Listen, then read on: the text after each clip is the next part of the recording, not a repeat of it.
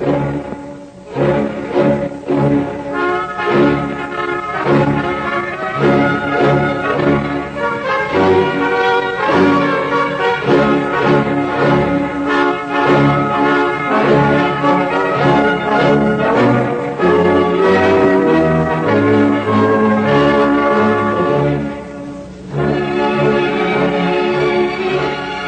salmo os irmãos com a paz do Senhor. E os amigos que porventura estão ouvindo esta gravação, prestai-vos atenção para servir, para a experiência para a sua vida. Em primeiro lugar, eu quero vos dizer, meu nome é Jorgival Francisco da Silva, 34 anos de idade. Por misericórdia de Deus, moro ali na cidade de São João do Ivaí. Tenho como meu pastor-presidente, pastor Daniel Lagos. E nessa oportunidade, eu gostaria de passar a contar meu testemunho, minhas experiências, que foram mais ou menos assim. Com 7 anos e meio de idade, eu fui morar na cidade do Paraná por nome de Foz do Iguaçu. Chegando ali, o meu irmão mais velho, por nome Paulo Gomes da Silva, aceitou a Jesus como seu Salvador. Em seguida, ele ganhou toda a minha família para Jesus, inclusive eu. Fui para a igreja com meus pais alguns meses, mas não gostei do barulho, me incomodava o barulho. Então resolvi deixar a igreja. Chamei o meu pai e disse: pai, eu não vou mais com o senhor para a igreja, porque não gosto do barulho e não me adapto, não gosto. O meu pai disse: filho, se você é sustentado por mim, come do meu feijão e dorme na minha casa, tem que me obedecer. Se você não me obedecer, eu sou obrigado a te mandar embora de casa. Meu pai era novo crente e não tinha experiência. Não soube conversar comigo. Irmãos, a minha mãe interferiu na conversa. Meu pai não obedeceu, não ouviu. E eu peguei um saco de arroz vazio de 5 quilos, coloquei algumas peças de roupas dentro e fui embora de casa. Sem destino, comecei a andar de um lado para o outro. Não andei muito tempo. Encontrei com um homem que já me conhecia porque eu brincava com seus filhos. E esse homem se chamava Paulo de Oxóssi. Eu perguntei, ele falou: para onde você vai? Eu iria chorando porque não tinha destino. Eu ia chorando. E ele falou: eu conheço você, você é filho do seu Antônio, não é? Eu disse: sim. Para onde você vai? Eu falei: olha, o meu pai me expulsou de casa. Meu pai passou para a lei dos crentes e ele me expulsou de casa. Aquele homem disse: olha, vamos morar comigo, vamos lá para casa. Ele me levou para um bairro chamado Jardim São Paulo, em Foz do Iguaçu. Fui morar com aquele homem. Ao chegar ali, eu percebi que ele tinha um centro espírita, porque vi várias imagens, eles chamam lá de congá, ou altar. Eu vi aquelas imagens, comecei a princípio a achar bonito. Santos de todos os tamanhos, imagens grandes e pequenas, pretas, e vários tipos de imagens. Ali tinha vários garotos também, mais ou menos da minha idade, moças e moços. Eu perguntei para ele: vocês moram aqui? Porque tinha vários quartos naquela casa. E eles falaram: sim, nós moramos aqui. Somos garotos abandonados que nossos pais saíram de nossas casas e estamos morando aqui com o Padre Paulo. Ele é muito bom pra gente. Eu falei: e esses santos e essas imagens? Ele falou: não, é porque aqui é uma casa de espírita, é um centro espírita. E me mostraram uma placa, não tinha observado uma placa. E a placa dizia: tenda de Umbanda, Caboclo 7 Flechas. Queridos irmãos, apesar da minha pouca idade, eu achava interessante aquilo, não sabendo o que o diabo iria fazer comigo mais tarde. À noite, todas aquelas crianças sumiram, inclusive as moças. Eu perguntei para o Padre Paulo: onde foi todos? E ele me disse: foram se virar, você vai aprender a fazer isso também. No outro dia cedo eu acordei, e aqueles amiguinhos que eu tinha acabado de fazer amizade com eles, estavam dormindo, acordaram bastante tarde. Eu, curioso, perguntei: por que é que vocês chegaram muito tarde? E eles me disseram: nós estávamos na rua, trabalhando. Que serviço? Perguntei para uma das moças. aparentando 14 anos. Ela me disse: olha, eu sou uma mulher de programa, faço programa. Mas o que é programa? Eu perguntei. Ela sorriu e disse: se é novo e não pode saber essas coisas ainda. Comecei a pegar a confiança deles e eles começaram a me explicar o que é programa. Quando eu entendi o que era um programa, me interessei por aquilo. Eles me ensinaram a roubar, aonde fumei meu primeiro cigarro de maconha, antes de completar 8 anos de idade. Queridos irmãos, teve uma sessão espírita, aonde eles me levaram para participar. Tinha ali amigos, e eles tocavam um instrumento, no espiritismo eles chamam de atabaque. Eu achei importante a maneira qual o irmão, aquele garoto tocava aquele instrumento. Você me ensina? Perguntei para ele. Ele disse: eu te ensino sim. Ele começou a me tocar o atabaque.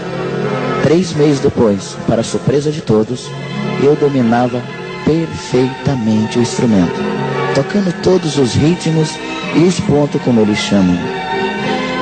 Eles começaram a me ensinar a cantar pontos, para eu me tornar um gangue puxado do terreiro. E eu gostava daquilo, porque a gente bebia, fumava. Eu com 4 meses ali já aprendi a fumar, a beber e a fumar meus primeiros cigarros de maconha. Um dia eu estava tocando dentro do centro, em um trabalho de crianças, ou de herê, como eles chamam, ou de Cosme e Damião. Quando eu estava tocando aquele trabalho, eu estava vestido numa camiseta vermelha e uma calça branca, que o centro tinha me dado. Meus pais não sabendo aonde eu estava, minha mãe me procurando, não sabia. Eu estava dentro daquele centro, quando de repente entra um homem bastante alto. Ele desce com uma capa preta em seus ombros, dirige a mim, com os olhos fechados, e diz: olha, eu vou cantar e você toca. Eu falei: tá bom. Mas ele começou a cantar em uma língua qual eu não entendia. Eu não sabia o que ele estava cantando. E de repente eu ouvi uma voz por cima do meu ombro, uma gargalhada de mulher. Aquela gargalhada bastante longa, uma gargalhada assim escandalosa, dizemos assim. Eu não sabia e não entendia. E de repente aquela mulher me disse: filho, toque o que eu cantar. E ela começou a cantar um ponto a qual eu conhecia. Era um ponto conhecido ali do terreiro. E eu comecei a tocar conforme ela cantava. Aproximadamente 20 minutos. Ela cantou vários pontos que eu conhecia, da linha de Queto, do candomblé, da umbanda, da quimbanda. E ela foi, conforme ela ia cantando, eu ia acompanhando. De repente aquele homem todo suado, de cor, vira para mim e diz: garoto, quem te ensinou a tocar esses 9 pontos? Eu disse: ninguém, eu sei tocar, eu aprendi. Aquele homem dá uma gargalhada e diz: esse menino acabou de tocar os 9 pontos africanos. Só existe 6 cambono, 6 ogã em todo o Brasil que toca desse jeito. Ele domina perfeitamente. Esse menino é um filho de Abaluaê e precisa desenvolver urgentemente. Queridos, começou nesse dia uma escravidão em minha vida, a qual alguns anos depois eu me arrependi, mas não tinha mais como voltar. Mas continuei. Passado 3 dias, o pai de santo disse: Jorge, você precisa desenvolver. Você precisa me arrumar 7 bodes. Eu não sei onde você vai arrumar. Converse com seus amigos, ele vai ter que conseguir para você. Você vai ter que me arrumar 100 galinhas, todas pretas. Franga, frango, galo. Sendo preto, resolve. Eu comecei a roubar. Não podia ouvir uma galinha gritar que eu já ia observar se era preta para roubar. Não podia ver um cabrito naquela região berrar, que eu já ia ver se era preto para roubar. Passado 4 meses, eu tinha conseguido roubar 7 bodes e mais de 100 galinhas. Dei tudo para o pai de santo. Ele me disse: agora você está preparado. Rasparam minha cabeça. Eles compraram uma esteira e colocaram dentro de um quarto, não mais do que 2 por 2. 72 velas acesas dentro naquele quarto. Fizeram um tridente, uma espécie de um triângulo em pé. E depois da matança, que ele chama, do sangramento dos animais, eles mataram todas aquelas galinhas e fazia eu morder na cabeça daquela galinha e chupar o sangue e dar para os demônios o fígado cru. Ao matar o 7º bode preto, ele berrava e gritava semelhante a uma pessoa. Horríveis gritos.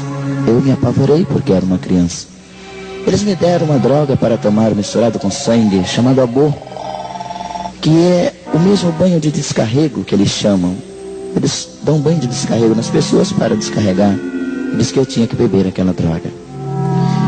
Bebi aquela imundície, parece que me deu mais coragem. Sangrei o bode, acabei de sangrar o bode, abri ele pelas costas, começando pela parte da cabeça, do pescoço. Abri aquele animal e eles mandaram eu tirar. Eu não me recordo se foi o coração ou o fígado.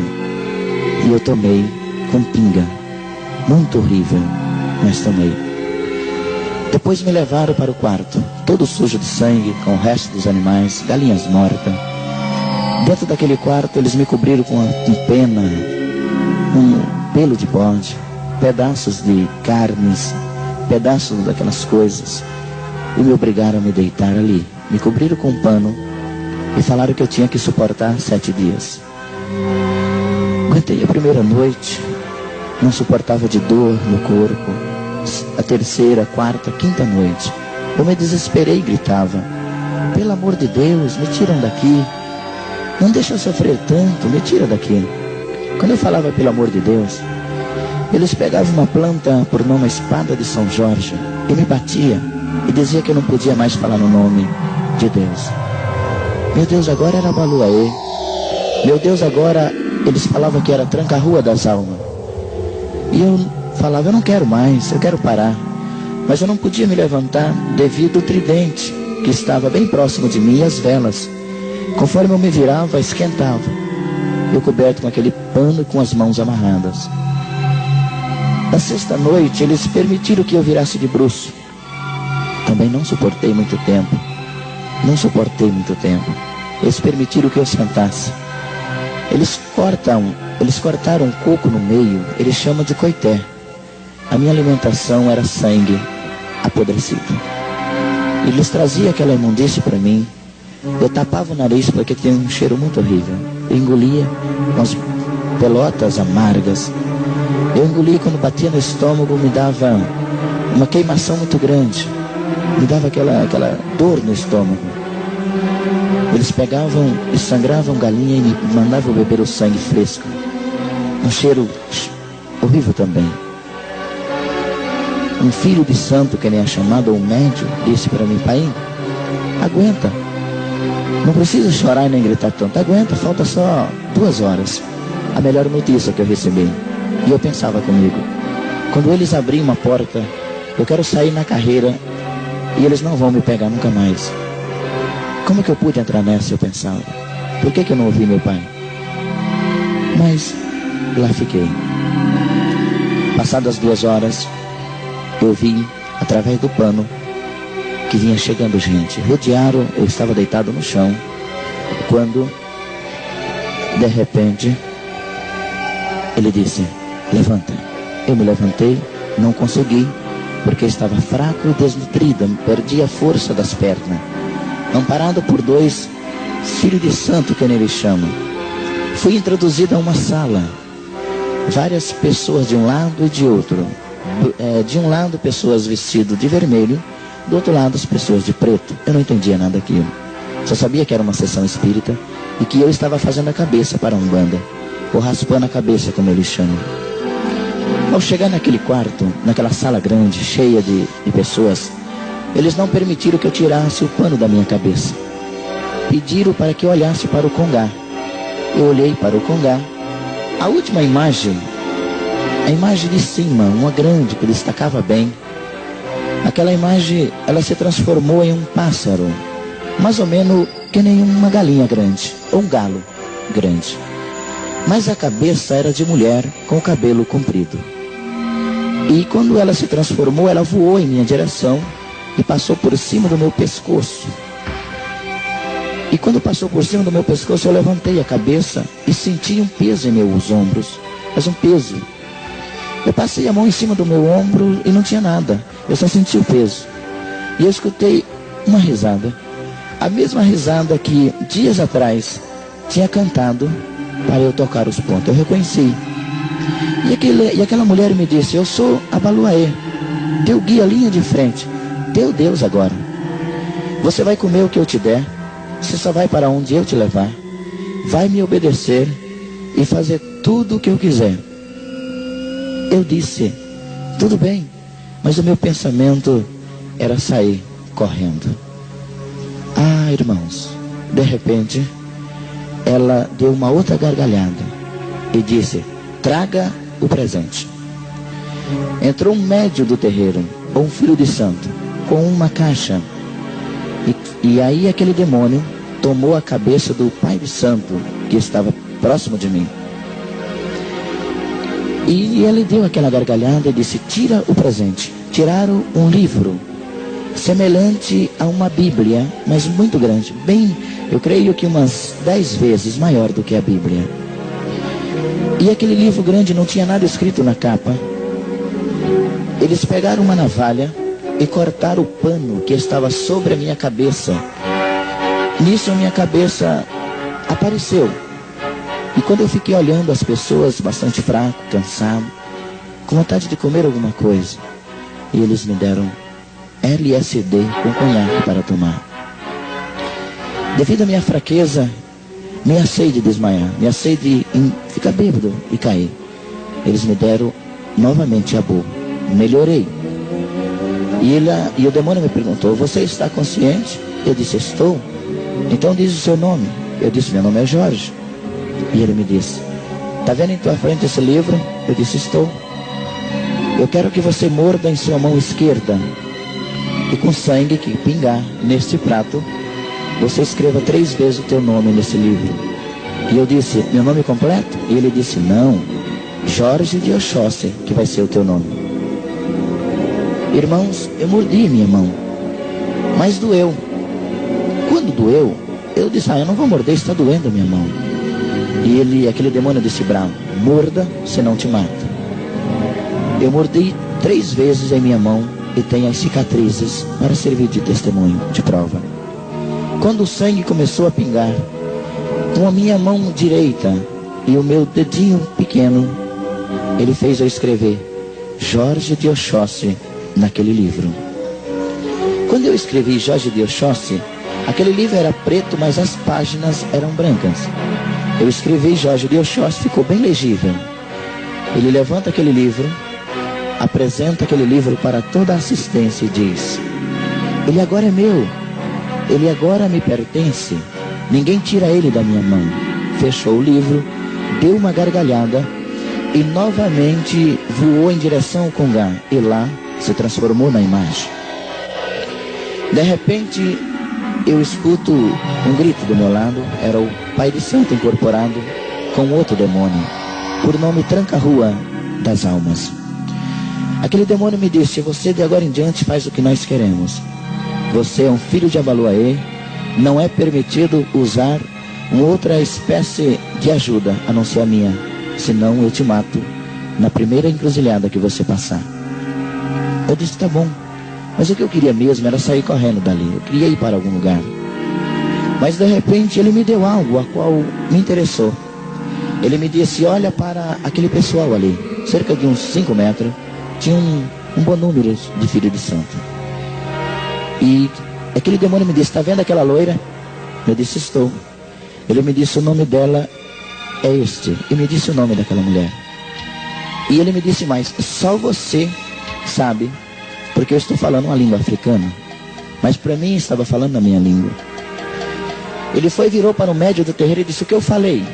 O médium disse: eu não entendi. E ele virou para mim e falou: você entendeu, então grita a moça pelo nome. Eu gritei o nome daquela moça. Ela falou: pois não, e veio até perto de mim e disse: como é que você sabe meu nome? Eu disse: porque eu sei. E disse: tem mais. Aí o guia que estava incorporado no Pai de Santo me disse: ela é casada e tem 3 filhos. e não respeita o marido. E eu disse isso para ela, ela se assustou. Eu fiquei com poderes sobrenaturais de conhecer a vida das pessoas. Eu olhava de longe numa pessoa e eu sabia o nome, o que fazia, profissão, se tinha dinheiro, tudo o diabo me dizia. Aquele guia me dizia daquela pessoa. Depois, terminou aquela sessão, eles me levaram para um quarto, porque em seguida eu desmaiei de canseira. Eles me levaram para um quarto e eu fiquei 10 dias. Naqueles 10 dias eu comia somente bolacha doce e tomava chá, para me recuperar. Mas fiquei com poderes estranhos. Naquela época, eles me ensinaram 3 frases. Que quando alguém me fazia raiva, eu falava aquelas 3 frases, uma moça loira aparecia na minha frente e dizia: pede logo que eu só tenho 7 minutos. O que você quer? Eu dizia: eu quero que um dia um rapaz passou em cima de mim, um dos amigos ali, que estava comigo no centro, passou com uma bicicleta em cima do meu pé. E ele era bem mais forte do que eu e não pediu desculpa. E eu disse para aquela loira, aquela mulher: quebra o pé dele. E no outro dia ele caiu e quebrou o pé. Eu fiquei com poderes estranhos. Comecei a ter medo de mim mesmo. Eu fazia pedidos estranhos e era atendido. O meu pai de santo dizia: você é especial. Você vai precisar ir para a Bahia, para Salvador, para aprender mais coisas. Você vai ser um grande nome do espiritismo. Passando essa época, meu pai descobriu onde eu estava. Descobriu o que eu tinha feito. Meu pai correu naquele centro espírita e pediu a mim desculpa. Filho, desculpa, vamos voltar para casa. Eu errei, não tinha experiência e eu já tinha aprendido a fumar, a beber bebidas fortes, a me drogar e já tinha feito cabeça. Eu disse: pai, eu não vou mais para casa. Eu gosto daqui, o senhor me tocou, não volto mais. Meu papai voltou e procurou o pastor e foi com um pastorão lá. Também não conseguiu mais. Eu já era um alcoólatra, apesar da pouca idade. O pastor vira para meu pai quando já tinha esgotado as chances de me levar de volta. Eu disse: irmão Antônio, só tem um jeito. Entrega teu filho para Jesus e ele resolve, ele tira teu filho daqui. Eu ouvi essas palavras e nunca vou esquecer. Eles entraram no carro do pastor e foram embora. Naquela noite foi uma festa no centro, pois para mim foi uma vitória. Depois eles me levaram para as encruzilhadas, fazer as provas, para ver se realmente eu era e tinha sido aprovado pelos guias. Nas encruzilhadas eu fui fazer prova para os Exus, fui fazer provas para as Pombagira. Na outra noite em seguida eles me levaram para a cachoeira, trabalho de Oxum, que ele chama de Xangô, da pedreira. Uma altura de 6 metros, eu me jogava em poucos centímetros de água e não me feria. E eles falavam: esse garoto vai ser especial, ele vai ser bom. Depois me levaram para as matas, desenvolver a linha do povo das matas, que eles chamam de caboclo, Jurema e os caboclos das matas. Depois esperamos a sexta-feira e eles me levaram para o cemitério, aonde pela primeira vez na minha vida, antes de completar os 10 anos de idade, violei uma sepultura. Ali em Foz do Iguaçu existe um bairro chamado Rincão São Francisco. Eles me levaram para um cemitério que tem ali. Ao chegar naquele cemitério, um cemitério bastante... Eles agora fizeram um cemitério novo, perto do centro. Agora não, cerca de alguns anos. Naquela época o cemitério estava, parece que abandonado. Mas até hoje eu ainda me recordo do lugar. Nós chegamos ali, era 11h30 da noite. E o pai de santo do terreiro me disse: Jorge, você é um babalorixá de Umbanda. Você tem um guia muito forte. É o seguinte, você vai entrar dentro do cemitério. Foi enterrada uma pessoa faz 3 meses. Você vai cavar e vai tirar 3 pedaços e vai levar para o centro. E eu disse: vocês vão me esperar? E eles me disseram: não, quando nós chegar no centro é para você já estar lá. Eu falei: mas como eu vou a pé? Eles falaram: não se preocupe com isso. Eu falei: tá bom. entrei dentro do cemitério, saltando o muro. Ao cair dentro do cemitério, eu caí quase em cima de uma mulher, alta, negra. Eu não vi o seu rosto, simplesmente ela estava com uma capa e os cabelos longos. Ela me disse: aonde eu pisar você pisa. Eu reconheci a voz. Era a mulher do centro, era Hilarie. Era a Baluaê, perdão. A Baluaê era o meu guia de cabeça. Ela disse: eu vou sair com minha perna esquerda. Eu disse: está bem. Quando ela tirou o pé, eu pisei e assim a acompanhei. Ela fazia curva no meio das cruzes, no meio dos catatumbi e eu junto.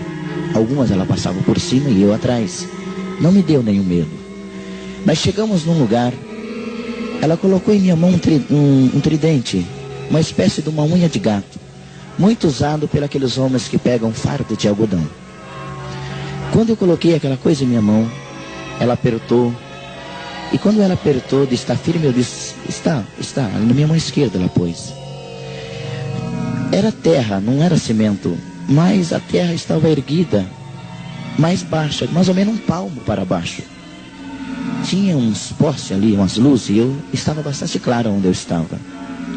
Ela deu 7 passos na direção esquerda, de onde estava aquela cova, e me disse: cave sem parar, você tem 7 minutos. Irmãos, eu cavei cerca de 2, 3 minutos, não sei dizer para os irmãos a quantidade de tempo, mas foi muito rápido. A terra era molinha, era fofa. De repente, eu encontrei como se fosse uma tábua, um papelão, uma coisa dura, era flexível. Aquela mulher me disse 3 frases. E eu repeti as 3 frases que ela me disse, e ela disse: bate com sua mão. Quando eu bati com a minha mão esquerda, minha mão entrou naquela madeira com muita facilidade. Estava podre. Mas quando a minha mão entrou, ela me disse: coloque a sua mão e o que você encontrar, tire. Um fedor tremendo. Eu topei no nariz, mas o meu rosto chegou a esquentar. Parece que estava quente aquele lugar ali. E eu encontrei uma água, uma lama. Fedia demais. Peguei 3 ossos, 3 pedaços. Um deles bastante grande. Fedia muito. E quando eu peguei, ela me disse: enterre novamente. Eu deixei aqueles ossos lá de fora e novamente enterrei o buraco que tinha feito. Ela me disse: corre. Eu corri. Quando eu cheguei perto do muro, por onde tinha entrado, ela me disse: salte por lá de fora. Não perca esses ossos. Eu disse: tá bom. Saltei o muro por lá de fora. E ao saltar, eu não sei explicar para os irmãos. Só sei dizer que foi fração de segundo. Quando eu pulei, que eu me equilibrei, eu estava entrando na porta do centro espírita. Um transporte muito rápido. Quando eu cheguei na porta do centro espírita, eu vi os faróis dos carros, das pessoas que tinham ido me levar. O diabo fez esse transporte comigo com muita rapidez. Eles foram chegando e foram se encurvando e dizendo: realmente esse menino é um babalorixá. Temos que consagrar a babalorixá. Me tornei um pai de santo. Me tornei um espírita bastante respeitado. Ao chegar no centro, teve ali uma festa, teve ali um barulho tremendo. Filho de santo caía, outros gritavam, outros cantavam pontos. Foram trazido várias garrafas de champanhe, de bebida, e foi ali uma tremenda festa naquela noite. Mas ficou em minha mente marcado, e eu pensava: o que eu sou? O que está acontecendo comigo? Cada 3 dias eles raspavam minha cabeça. Cada 3 dias eu tinha que tomar banho de abô. Não poderia mais me alimentar de arroz e feijão. A minha alimentação era fígado cru. A minha alimentação era fígado sem fritar, fígado cru com sal grosso. Algumas vezes, muitas das vezes sem sal. Mas o que está acontecendo? O que eu irei me tornar? Essa era a minha pergunta. Mas atrás de mim, 2 joelhos. Desde aquela época, o meu papai orando por mim. Ele orou 23 anos por mim. Até que Jesus me salvou.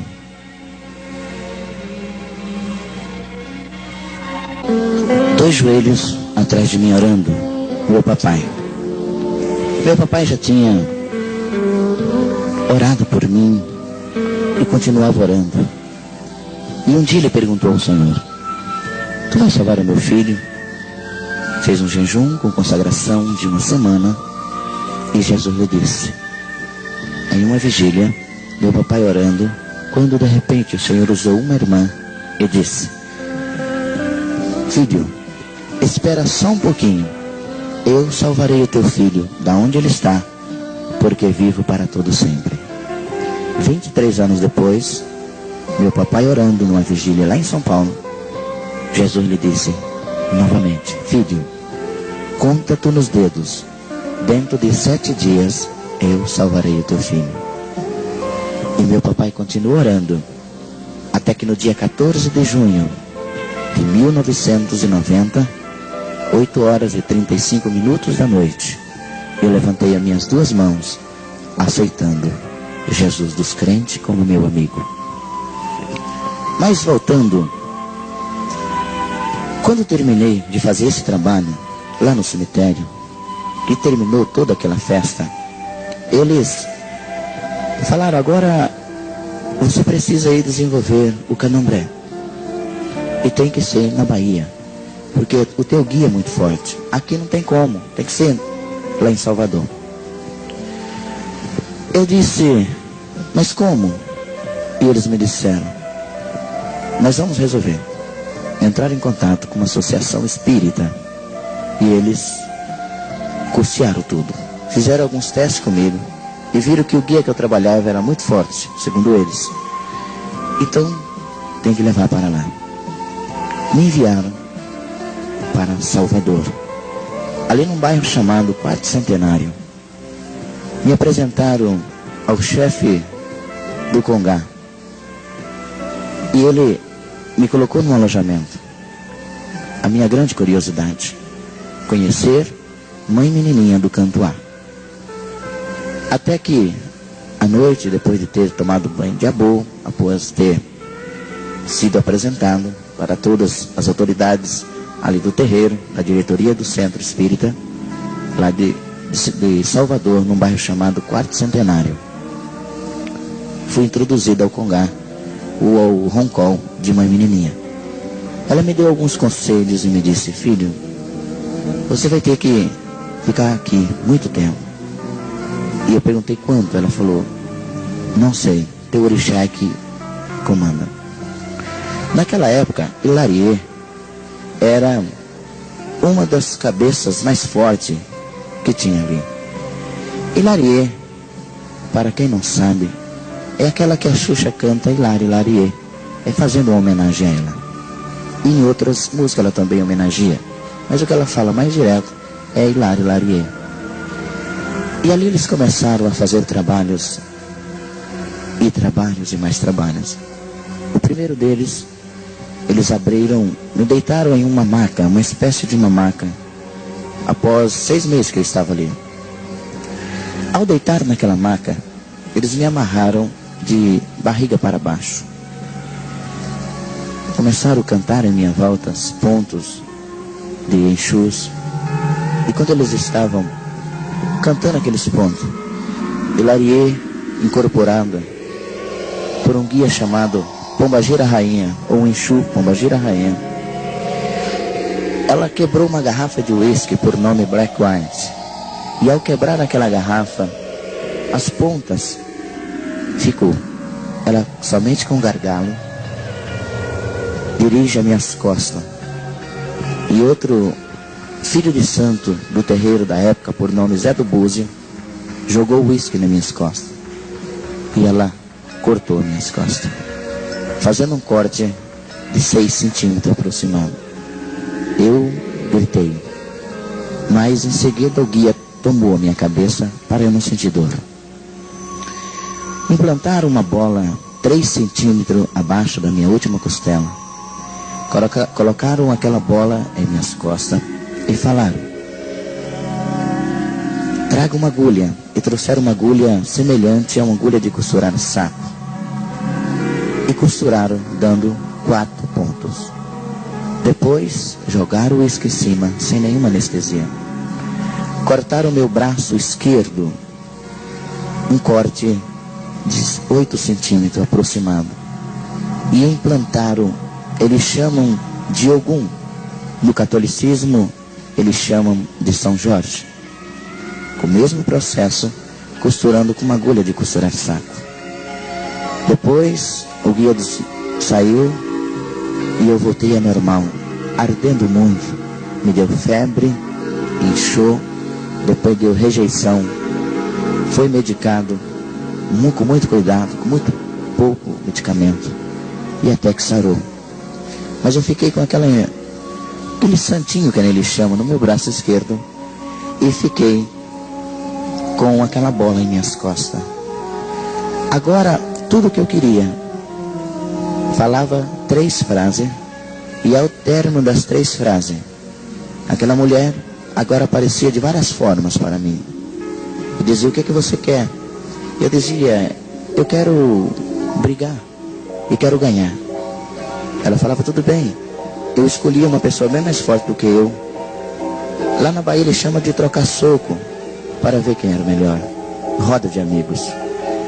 Eu saía na rua procurando as pessoas fortes para trocar murros. É uma brincadeira que eles têm ali na praia. Encontra um e fala, e desafia ele. E cada um dá um soco e vê quem fica de pé.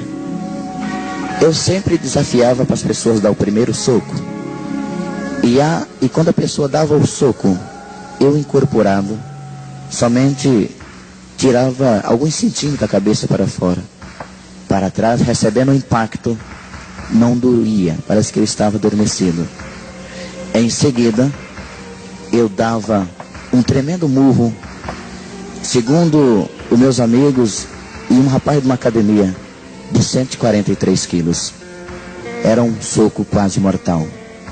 Se pegasse diretamente na cabeça, matava. Eu sempre batia de lado, adormecendo e levando o meu oponente a desmaiar em seguida. Fazendo brincadeiras no meio da rua, ali em Salvador, desafiando as autoridades. Era menor de idade e desafiando as autoridades. Comecei a me tornar um delinquente e comecei também na vida do crime nessa época. Aprendi a jogar navalha, capoeira. Fiquei 3 anos fazendo artes marciais, que eles chamam de Kung Fu. Fiquei extremamente violento. Brigava e nunca perdi uma briga. Aconteceu também nessa época meu primeiro homicídio. Dentro de um restaurante, em uma praia. Ali, desentendi por causa de uma mulher de vida fácil. O rapaz que estava com ela partiu em minha direção. Eu saquei de uma arma que tinha ganhado de presente, um Magnum 357, uma arma especial importada, e dei 3 disparos. Em seguida, pelos demônios, rapidamente cheguei ao centro espírita. Cheguei ali ao centro, tudo foi encoberto. Não fui apanhado, mas me tornaram um homicida. Comecei a achar que matar as pessoas era fácil. Comecei a achar que era gostoso. Comecei a pegar fama. Apesar dos conselhos de mãe menininha do Cantuá. Filho, cuidado. Cuidado, porque se você não tratar direito dos guias, eles judiam de você. Muito cuidado. Nessa época, eles acharam por bem, entrando em contato com uma associação da época do Rio de Janeiro e de Salvador, resolveram que eu tinha que desenvolver mais uma vez a cabeça para o candomblé, e tinha que ser na África. Conseguiram toda a minha documentação falsa, me enviaram para Kauawa. Ao chegar ali, estranhei o clima porque é muito quente, mas me adaptei rápido com os amigos que fiz ali. Dificilmente entendia a língua deles, mas os guias me traduziam para mim, então ficou fácil. Ali fui obrigado a comer vísceras humanas. Ali era obrigado, aquele lugar onde eu estava, bastante pobre, frequentemente morria pessoas. À noite nós iríamos buscar o cadáver para fazer trabalhos para os demônios. Tornei-me um perigo para a sociedade. Comecei a ter sonhos, ser rico, ter fama, ser ator, quem sabe, trabalhar em televisão. Sonho de garoto na minha adolescência. Ao retornar, fiquei ali 1 ano, 2 meses e 26 dias. Ao retornar, eles falaram para mim: você vai ter que ficar um certo período no Rio de Janeiro para aprender algumas coisas. Eu morava em Foz do Iguaçu na época, ou estava no centro de Foz do Iguaçu. Mas fui impedido, tive que ficar em Salvador. Fiquei ali aproximadamente 4 anos, faltando apenas 3 dias para completar 4 anos ali. Mas um fato me chamou a atenção ao término dos 4 anos. Recebi toda a documentação. Agora era um pai de santo. Quando é um pai de santo normal, ele se chama pai de terreiro, ou pai de santo mesmo. Mas quando ele desenvolve, principalmente na linha de Queto, que é o mesmo candomblé, e ele tem coragem de dormir dentro do cemitério às 7 noites, que é a lei do pacto, ele se torna especial e dá-se o nome de Babalorixá. Mas para me tornar um Babalorixá, precisava de fazer uma coisa. Uma menininha me chamou, nesse roncol, e disse: você vai ter que fazer isso. E passou a me dizer o que eu tinha que fazer. Na época, apesar de já ser homicida, ter problemas com as autoridades, me deu um pouco de medo. Porque eu teria que dormir 7 noites dentro do cemitério, dentro de um túmulo, com um cadeado e tudo. Eu não podia sair dali. Eles traziam, durante o dia eu ficava lá, e durante a noite eles me traziam sangue para beber. Na 7ª noite, eu teria que sair, o meu guia teria que quebrar o cadeado, e eu sair. A mulher que tivesse morrido durante aqueles 7 dias, eu tinha que desenterrá-la e, em outras palavras, eu tinha que manter relação com aquela mulher para me tornar um Babalorixá. Irmãos, uma das coisas mais tremendas da vida de um homem. Passei por tudo isso, mas o Jesus que você serve me tirou de lá. O Jesus dos crentes. Eu costumo chamar Jesus dos crentes, porque foi assim que ele foi me apresentado. Ele me resgatou de lá. A 7ª noite, eu vi quando chegou uma janela, eu via uma janelinha. Tinha uma janelinha, eu dentro daquele túmulo, uma janelinha. Chegou uma loira, uma mulher, eu disse: sai. Eu empurrei aquela porta com muita facilidade, a porta abriu. Ela me disse: na quadra 11. E eu saí olhando as quadras e achei quadra 11. Ela me disse: tem uma plaquinha por nome 119. Desenterre, é uma mulher, e deite com ela. Como pior do que um animal, eu cavei. Tirei o caixão para fora. E ao tentar tirar aquele corpo, estava já apodrecendo. Um fedor tremendo. Uma coisa horrível. O diabo fez eu fazer aquilo. Ao terminar, ele fez eu colocá-la de volta. Colocar no mesmo lugar, cobrir do mesmo jeito e em direção ao terreiro. Uma das piores coisas da feitiçaria, eu creio, não sendo, ou por que não arriscar dizer, uma das coisas mais difíceis do pai de santo fazer.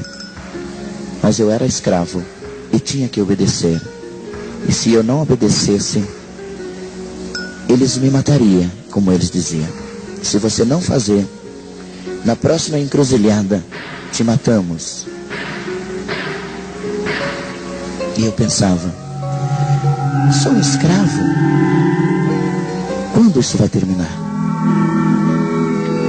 Mas achava engraçado aquilo. O que queria eles me davam. Ganhei meu primeiro carro na época da associação espírita. Agora empolgado com um veículo quase novo, dirigindo, era gostoso dar dribles na polícia, nos guardas rodoviários. Era divertido aquilo. Pela primeira vez na minha vida, ainda em Salvador, fui detido e preso. Ao chegar, eles me conduziram até uma cela para aguardar a ser ouvido pelo delegado. O delegado chegou e me disse, você é diferente. Quem é você? Naquela época eu disse para ele, eu sou a besta fera. E ele me disse, vote, eu sou católico. E eu disse, doutor, eu preciso ir embora, por bem ou por mal. Os meus guias, eu não sei se por rebeldia, me abandonaram durante 9 horas. Procurei os poderes do espiritismo, foi neutralizado. Eles agora me diziam, você vai precisar de uma lição, está muito inclinado, acha que pode fazer tudo sozinho, né? Vai sofrer as consequências. Aquele delegado mandou 2 policiais me acalmar. Eles me levaram para um quarto e me bateram até cansar. Eu agora não tinha mais aquele poderio de um soco mortal. Eu agora não poderia tirar minhas algemas dos meus braços. Eu agora procurava meus guias e eles não estavam. Me abandonaram. E eu só escutava eles falando, você precisa aprender uma lição. Apanhei bastante ferido.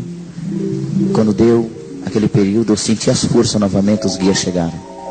Com muita facilidade, saí de onde estava preso. O delegado tinha ido embora e somente estava o plantão, que nele chama. Quando aquele moço me viu em sua frente, eu me incorporei. Já tinha aprendido a materializar-se o demônio. Ele me viu materializado com o demônio. Ele assustou-se e levou a mão em sua arma.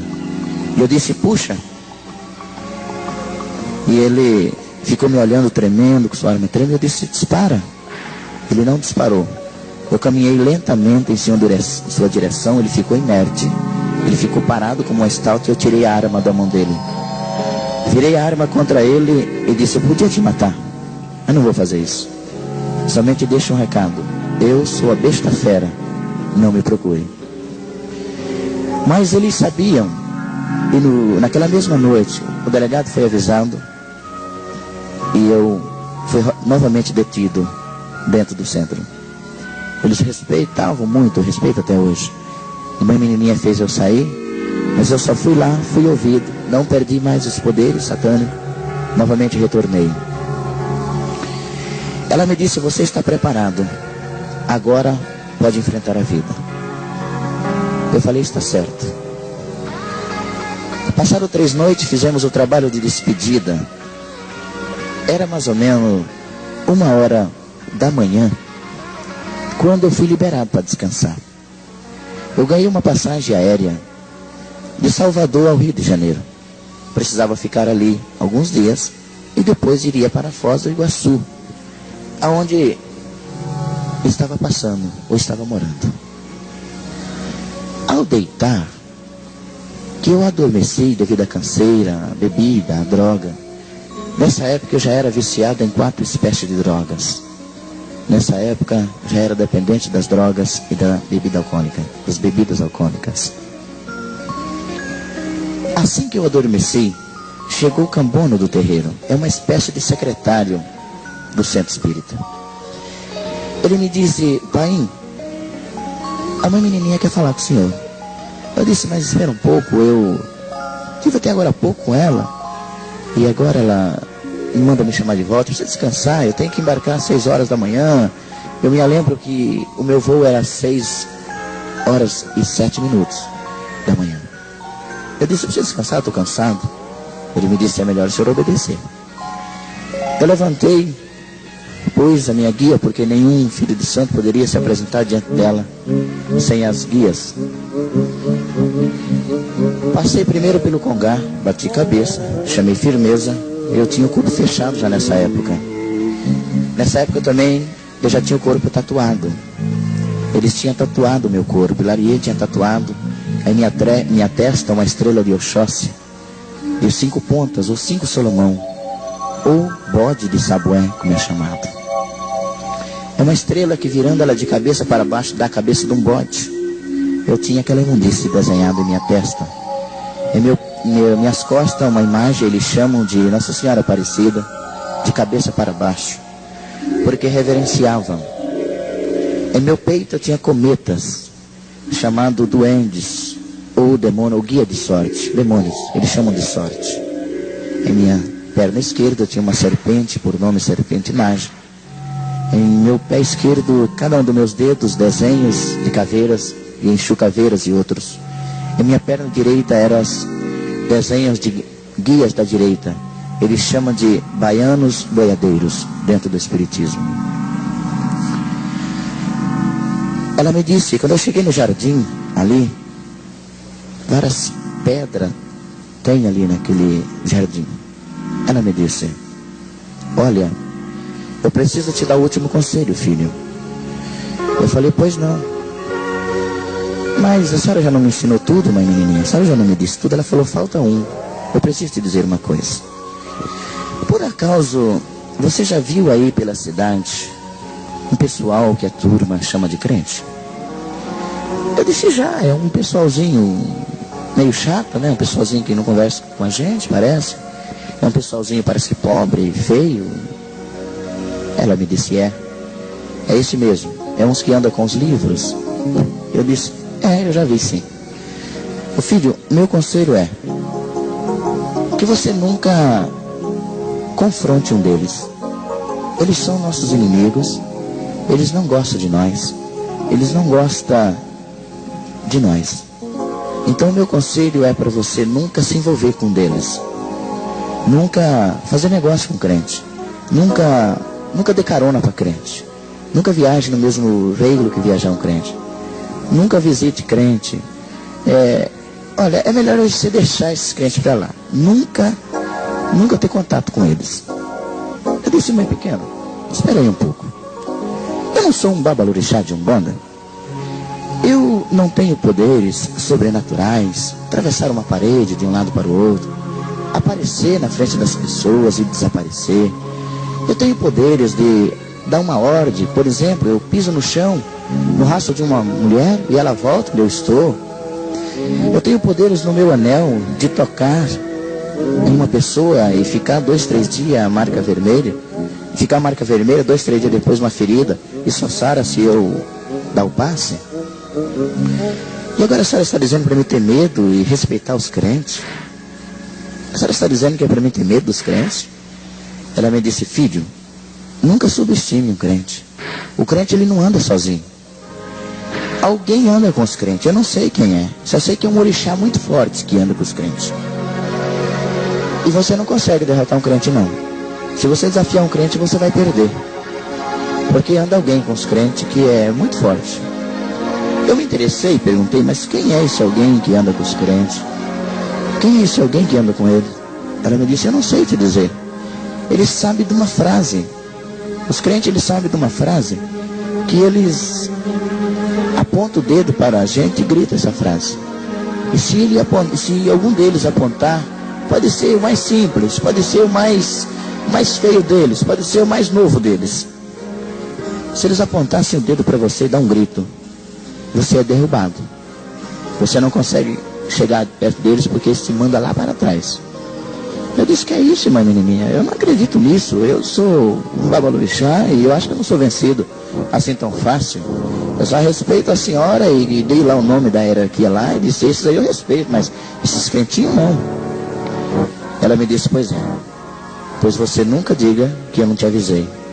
O crente, por mais simples, e usou até um termo assim, por mais bobo que ele seja, se ele for daqueles que vivem de joelho, daqueles que vivem, eles chamam lá orando, mas chama aqui rezando, filho.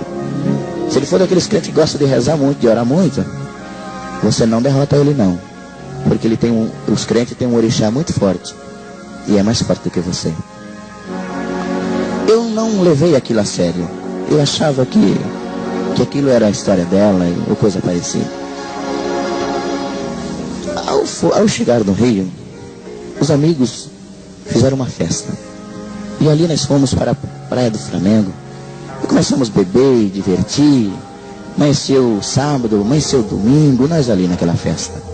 Eu tinha me esquecido das palavras de mãe menininha do canto A. Quando de repente, 9 horas da manhã, roda de samba que eles chamam, e nós ali bebendo, ali eles chamam as mulatas dançando, e nós ali divertindo, eu olho para a ponta da praia e vejo 3 jovens.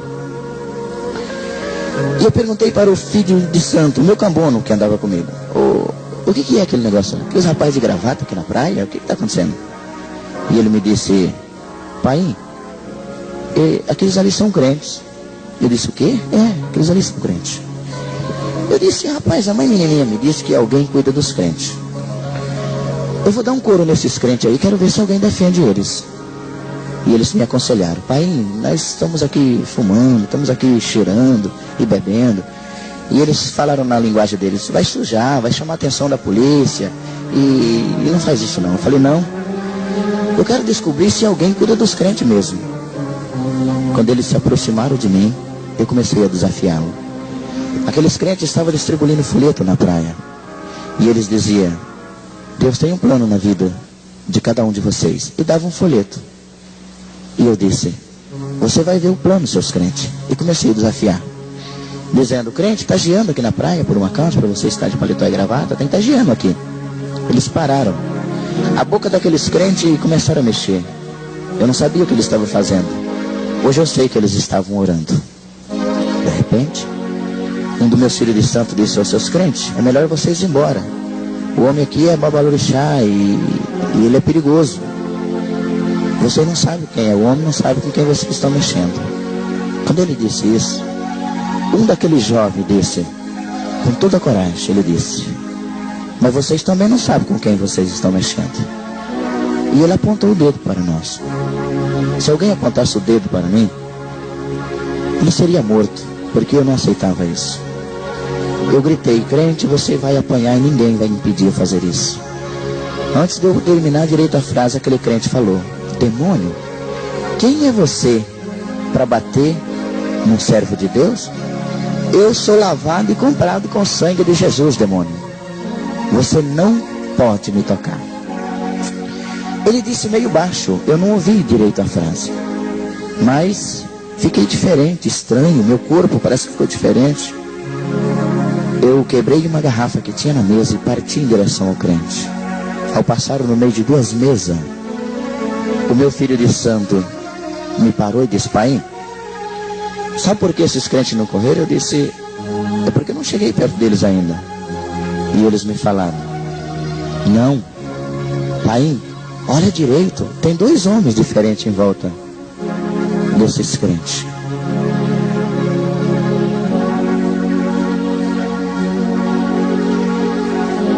Eu disse, não tem não. E marchei em direção aos crentes. Mas quando eu olhei direito, tinha 2 homens diferentes em volta dos crentes. Eu me assustei e o meu guia me disse, corre. Eu disse, não vou bater no crente. Ele disse, corre. Eu saí em toda a carreira na praia, correndo em direção ao hotel. Cheguei no hotel, pedi a chave, entrei para dentro e eles falaram, o senhor está assustado, pai? Eu disse, eu estou um pouco cansado, mas eu estava com medo daquele alguém que estava ao lado dos crentes. Aí eu descobri que com os crentes anda alguém. Eu descobri que os crentes são especiais. Eu descobri que com os crentes não se brinca. Existe uma espécie de crente que eu brincava, os chamados desviados. Os chamados crentes que vão na igreja, mas não têm certeza da salvação.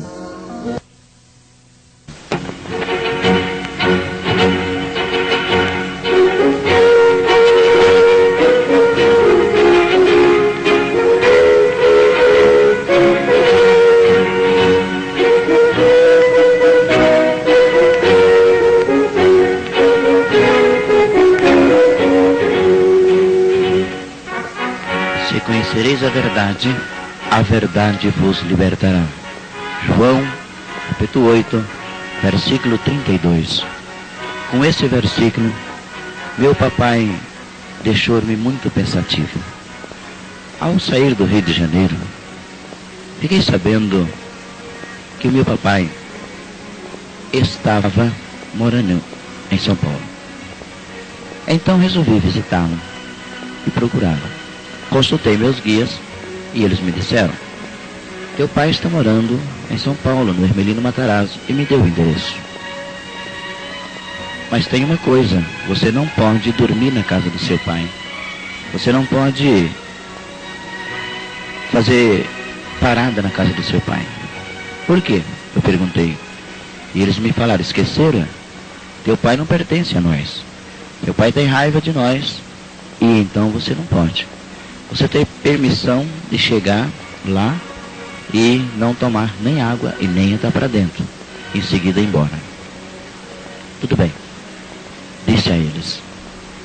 Irmãos, cheguei na casa do meu velho pai. Ele ficou alegre ao me ver, mas no mesmo instante chorou da minha situação. O corpo inteiro tatuado, meus cabelos compridos, minha barba bastante falhada, também comprida, usando 72 guias no pescoço, usando todas aquelas guias no pescoço, guia de preto velho, de baiano, de Exu, de boiadeiros, povo das águas, de Ançã, de Oxóssi, todas aquelas guias. Meu pai olhou e disse: filho, que situação a sua? E eu disse: pai, eu sou proibido de entrar dentro da sua casa pelos meus orixás. E só passei aqui mesmo para ver os senhores estão indo embora. Meu pai me disse: filho, se você conhecer a verdade te liberta.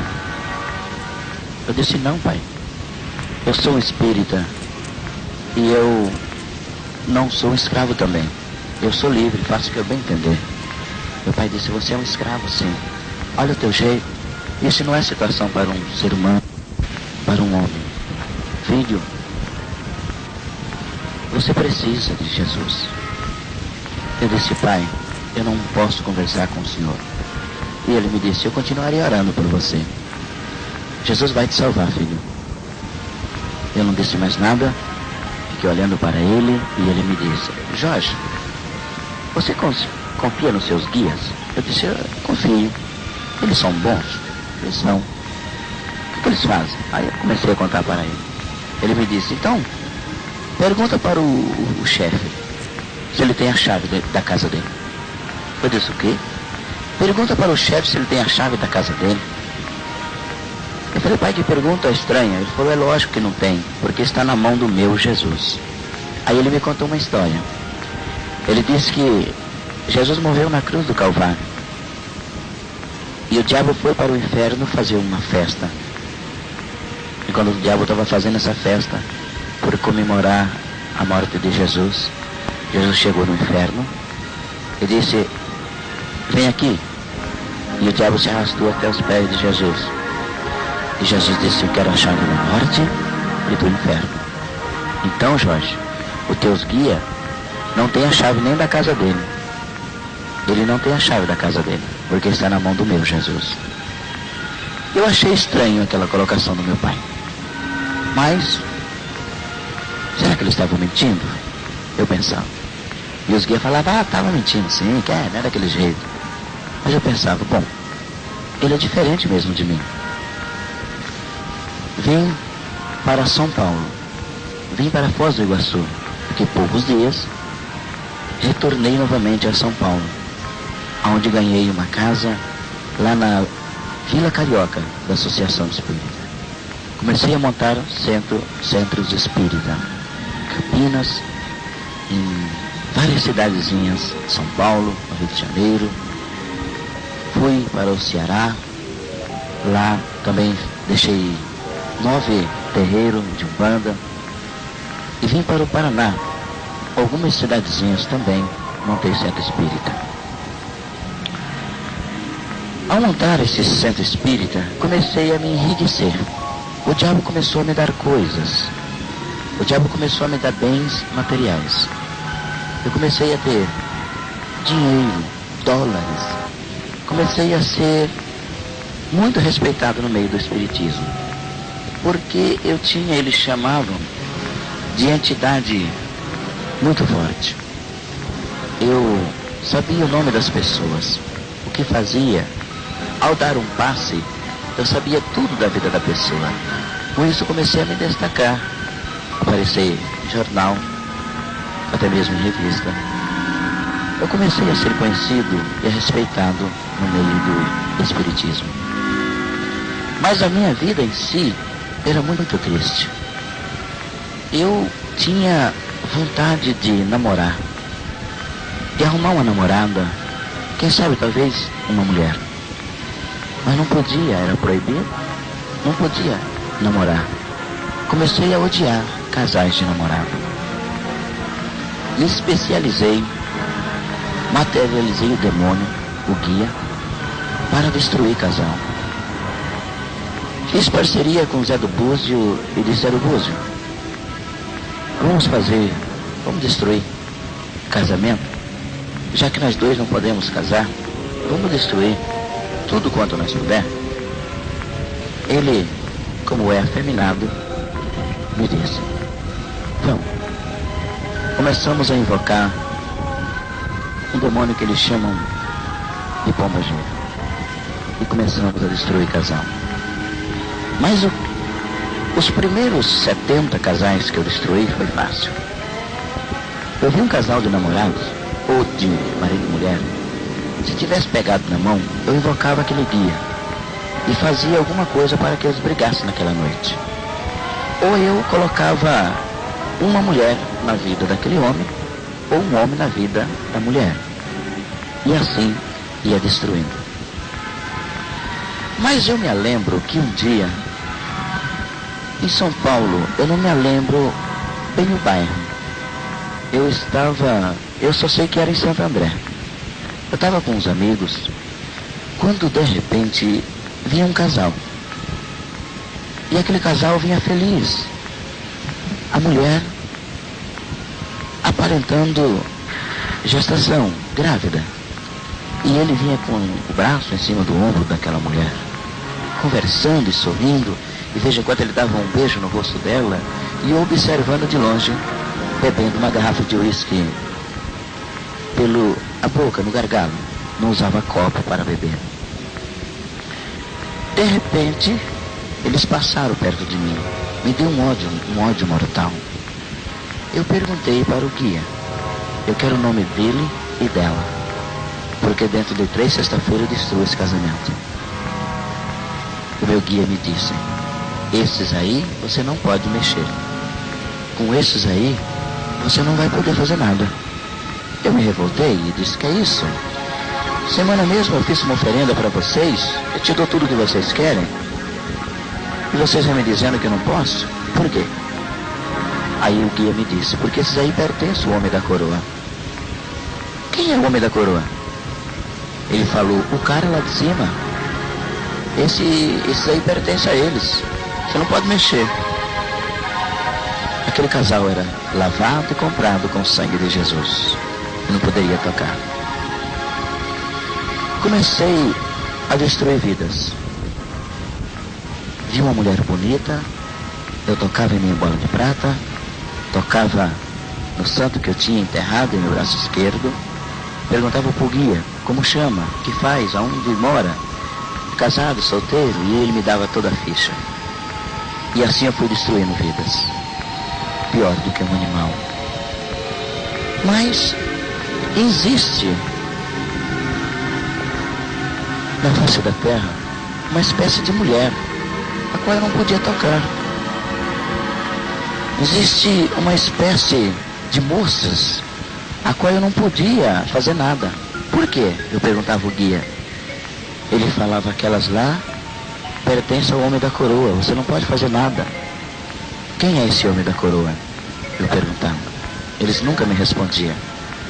Mas no dia que aceitei a Jesus Cristo como meu Salvador, eu descobri que o homem da coroa é o Jesus dos crentes. É o Jesus que os crentes pregam e os crentes louvam Ele. É o Jesus dos crentes. Irmãos, nessa época, eu já tinha me envolvido bastante com as autoridades, cometendo já o meu segundo homicídio. Nessa época, já bastante mais perigoso, com mais experiência, tanto na área do espiritismo, como na área da malandragem. Montei 2 boates, uma em Campinas e a outra antes de chegar em Sumaré. Essas 2 boates começaram a me dar muito dinheiro na exploração de mulheres. Comecei a ter muito dinheiro, casas, carros, apartamentos, coberturas, casa na praia, casa em Santos, na praia, Maganguá, casa no Rio de Janeiro, e casa em São Paulo, em Campinas, em Americana. Eu comecei em Piracicaba, em Água de São Pedro, começou a me dar muito dinheiro. E eu mandava vir drogas importadas, drogas super pesadas, para poder ter paz. O tempo foi passando. Em 1986, eu me encontrei com uma moça. E por providência de Deus, eu me apaixonei. Eu já tinha visto essa menina algumas vezes. Algumas vezes no bairro eu já tinha visto ela. Eu resolvi um dia conversar com ela em um restaurante, um bar. Dançante ela estava. Ela era diferente. Deus já trabalhando em minha vida.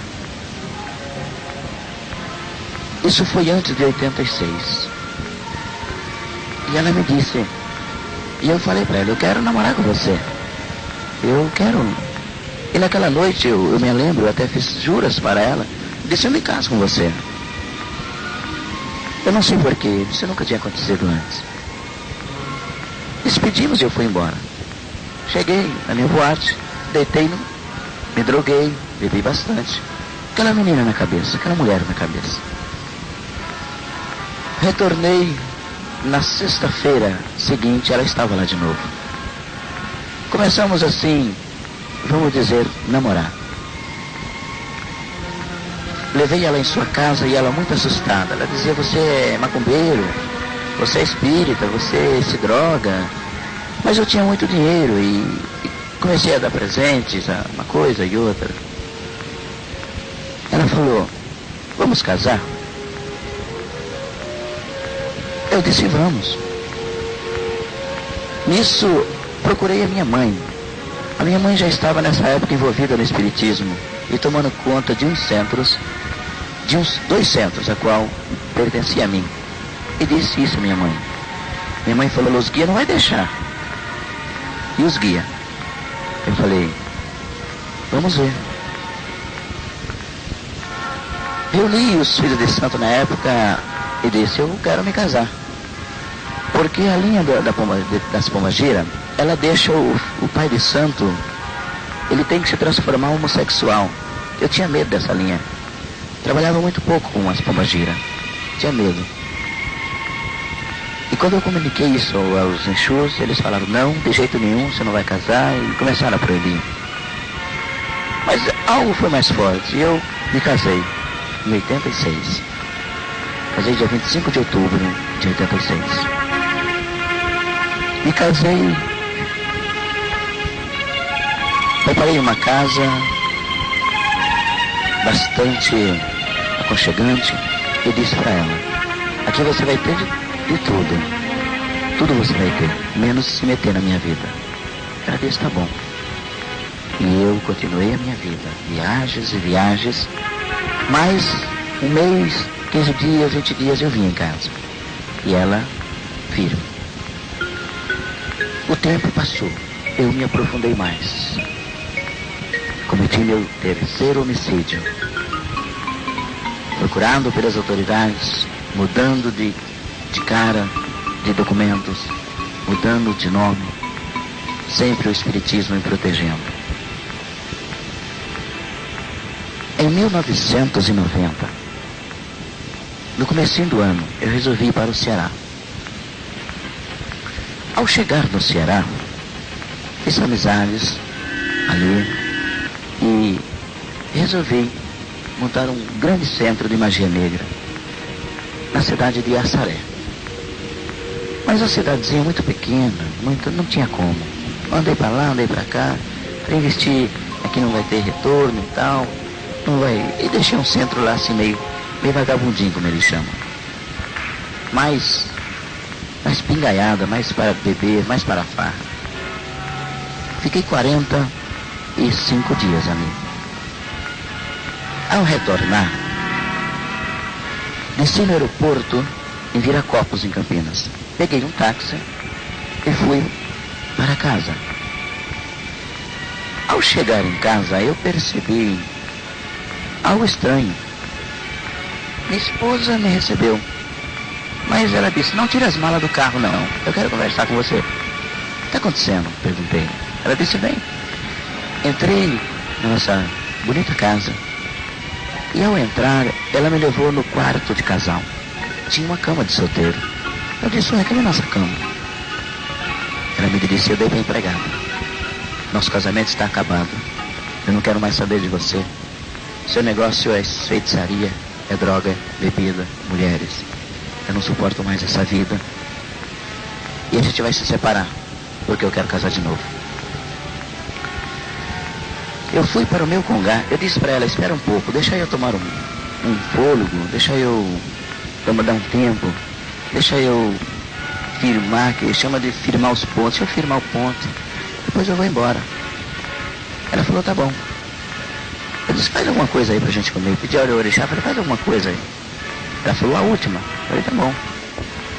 Mas conforme ela foi para a cozinha, eu comecei a tratar os santos, que ninguém chama. Eu tinha um congá na sala, ou um altar, de 173 imagens.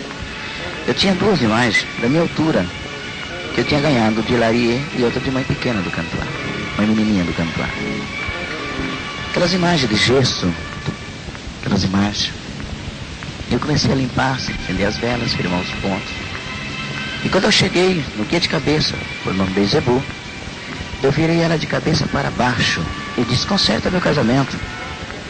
Resolve aí, faz alguma coisa, senão eu não te desejo. Quando eu disse isso, continuei firmando os pontos. De repente, o guia: tudo bem, vou ver o que eu posso fazer. Foi lá dentro e retornou. Aí a minha esposa saiu. Ela saiu dando risada.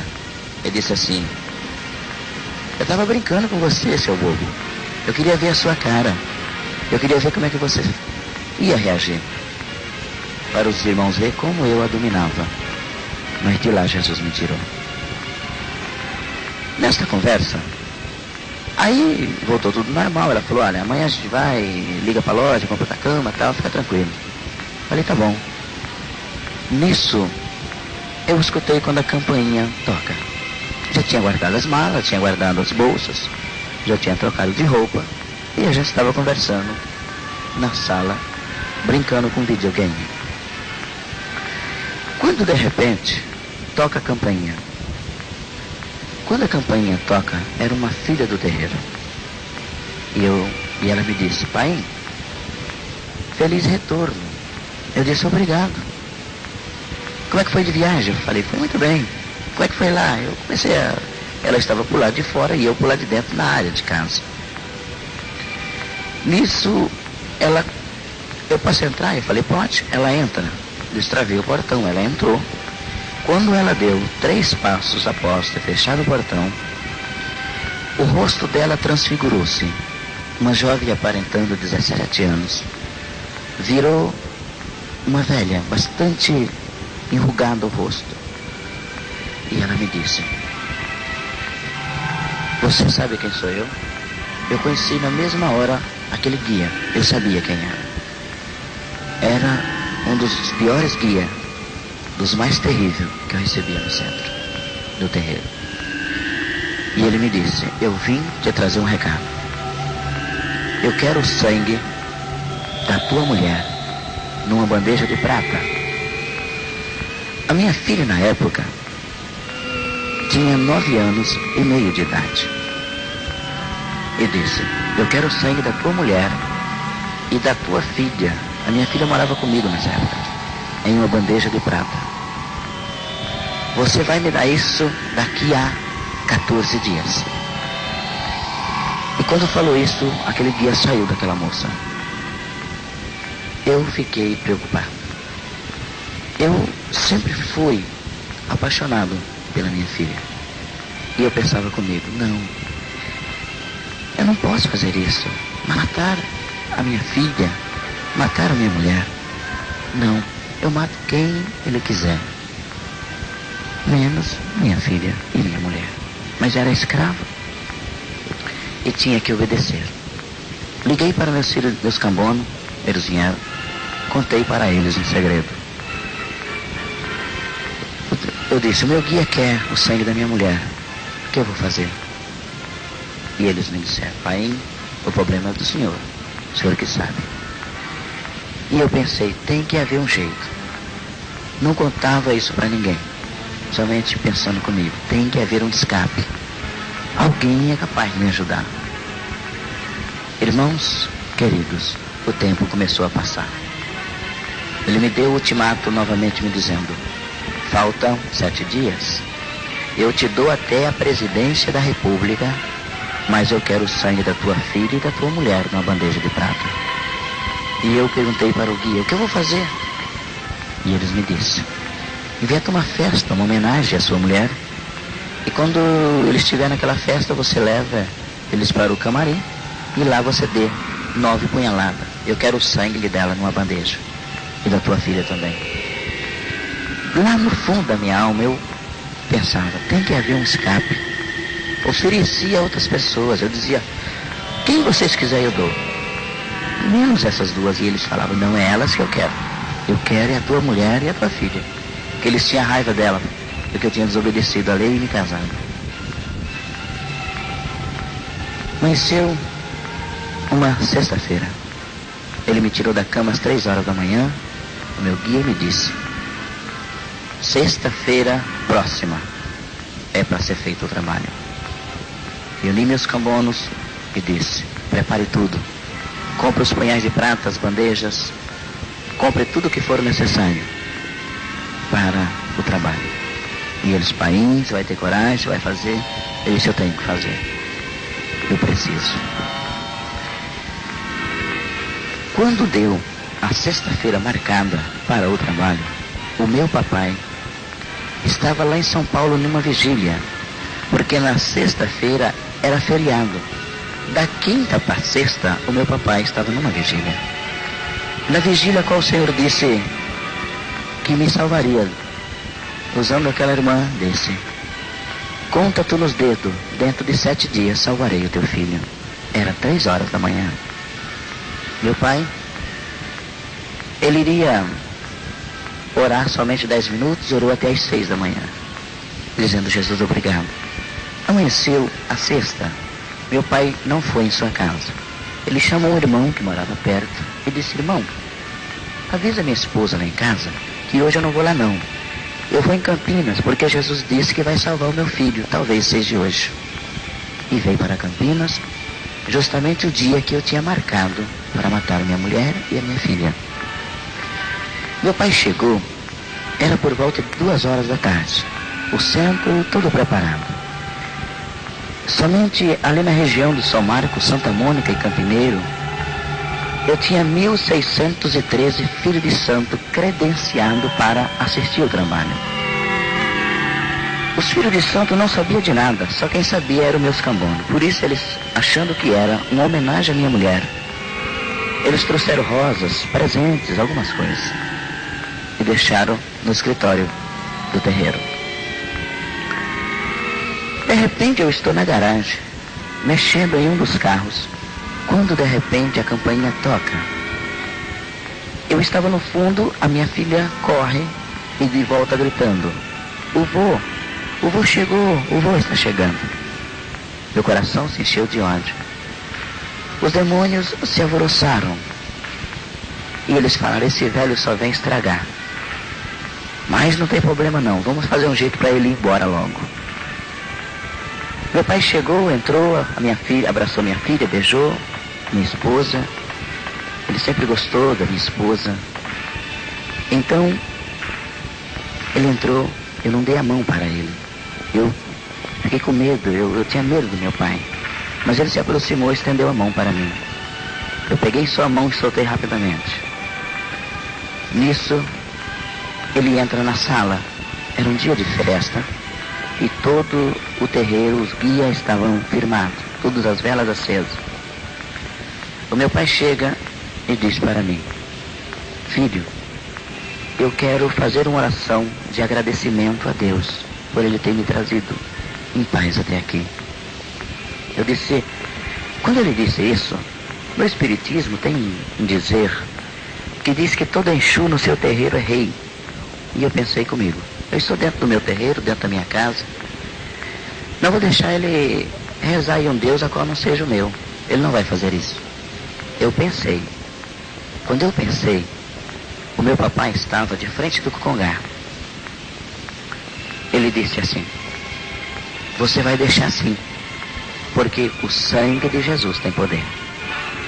Quando meu pai disse essa frase, algo estranho aconteceu. Eu pensei, quem disse para ele que eu não ia deixar? Eu só pensei, como é que ele sabia? Novamente ele disse para mim, o Jesus que eu sirvo é poderoso, e ele me revela. Eu levei um susto, porque meu pai estava adivinhando o que eu estava pensando, e isso era impossível. Pouquíssimas pessoas conseguiam fazer isso na minha época. Meu papai, semi-analfabeto, adivinhando meu pensamento. Aí eu pensei, só falta ele saber também que eu vou matar minha mulher hoje. Só falta ele saber isso. Quando eu disse isso, irmãos, meu pai levanta o seu braço em minha direção e diz, você ia fazer isso, demônio, mas você não vai fazer mais não, porque o sangue de Jesus te repreende. Aí virou para minha esposa e disse, Lia, esse homem planejou a tua morte hoje. Juntamente com os demônios planejaram a tua morte. Mas Jesus me mandou aqui para dizer que vive para todo sempre. Eu levei um choque. Ele tinha descobrido o meu segredo. Eu levo a mão na minha arma. E pensei, vou atirar nesse velho. Ele descobriu meu segredo, estragou tudo. A minha esposa ficou assustada, olhando. Eu disse, eu vou matar o velho. Ao levar a mão na minha arma, o meu pai caminha em direção à janela, à cortina, e diz, filho, olha para mim. E quando eu olhei para ele, com um ar bastante seguro, me disse, tenta fazer o que você está pensando. O meu Jesus, filho, ele te destrói se você fizer, ou tentar fazer. Olha por cima do meu ombro. Eu olhei por cima do ombro do meu papai, vi um braço com uma espada. E ele me disse, é o braço do meu Jesus, filho. Ele é o Todo-Poderoso e te destrói se você tentar fazer o que está pensando. Ah, irmãos, meu pai novamente dá um passo em minha direção e diz, filho, o sangue de Jesus tem poder. Eu irei lá orar e você não vai se mexer, porque o sangue de Jesus tem poder.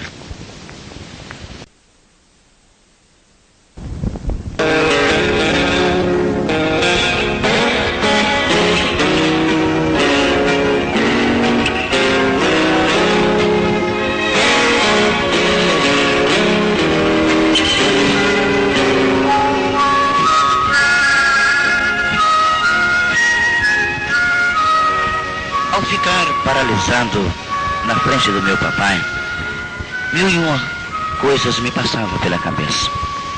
Por que estou paralisado diante de uma frase de um velho? O que está acontecendo comigo? Na hora invoquei os meus guias para me soltarem, mas o meu pai me disse, você não irá se mexer enquanto eu não acabar de orar, porque o sangue de Jesus tem poder. Ah, irmãos, os guias não se aproximaram. Eu chamava, eles não me atendiam. O que está acontecendo? E meu pai começou a orar. Pôs a mão em meu ombro e disse: ah, meu Pai Celeste, eu sei que tu vives e tem poder para todo sempre. Jesus, obrigado, porque tu disse ainda há pouco que vai salvar essa vida. Quando meu pai disse isto, eu pensei comigo: será que meu pai pensa que um dia eu vou ser crente? Será que ele está pensando isso? E quando ele acabou de orar, ele disse assim: agora você pode se mexer. Somente, Jorge, foi para provar para você que o Jesus que eu sirvo tem todo o poder.